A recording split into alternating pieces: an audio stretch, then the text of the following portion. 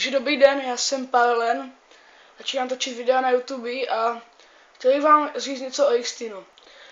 Takže je to totální blbost, protože měl jsem ho taky a je to prostě totální buzeranská stránka. Fakt nechápu ty lidi, kteří mi píšou, vole, oplať mi to, prosím, srdíčko, pusinka, třeba i od kluka, jako to úplně nechápu prostě. Já fakt nevím, vole, co na tom vidího prostě. Duel, vole, vyhrál tam rotěnku, nebo nějaký, vole, Max Factor, vole. Fakt super, musí vyhrát Max Factor, vole, rotěnku za 100 korun, vole.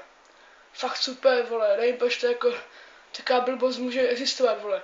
Xtin fakt, pičo, blbost, jako. Hodně si z toho příklad, nezakladli jste si Xtin, je to blbost, je to navykové na mozky, jsou to totálně vymazaný palice, teď jsou toho seděl celý den a spamujou jak debilové. Takže dík, jako, že jste se na tohle video podívali, sledujte moje další videa a čau, Xtin je blbost.